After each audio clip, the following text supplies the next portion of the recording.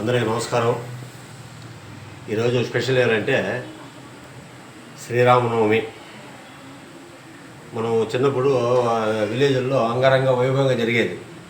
శ్రీరామనవమి అంటే పానకం, పెసరపప్పు, రాముల వారి గుడికాడ కూర్చొని భజనలు మా ఊళ్ళో ఆ విధంగా జరిగేది. ఎంత ఆహ్లాదకరంగా అంటే అంత ఆహ్లాదకరంగా జరిగేది. ఈరోజు పల్లెల్లో ఉన్నాయి, ఇంకా సాంప్రదాయాలు ఇంకా పల్లెల్లో ఉన్నాయి. టౌన్లోనే కొంచెం మురుగు పడుతూ ఉన్నారు.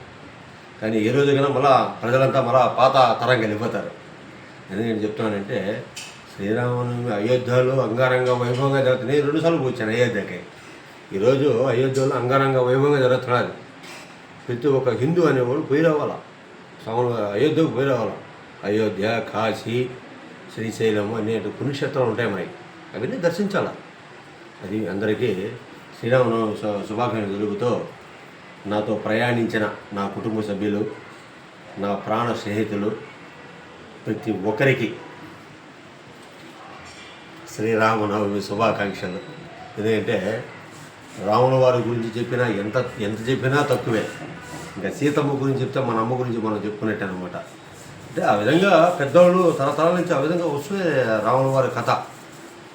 మన ముఖ్యమంత్రి, మాజీ ముఖ్యమంత్రి రామారావు గారు నట విశ్వరూపం ఆయన రామారావు గారు వేస్తే దేవుడు పరమాత్ముడు ఆయన అనిపించేది. ఆ విధంగా ఉండేదన్నమాట. కాబట్టి అందరికీ, కుటుంబ సభ్యులందరికీ మన భగవంతుడు ఆశీస్సులు అందరికీ తెలుపుతూ అందరూ సంతోషంగా ఉండాలా, అందులో నా కుటుంబం ఉండాలి. జై శ్రీరామ్, జై శ్రీరామ్, జై హనుమాన్.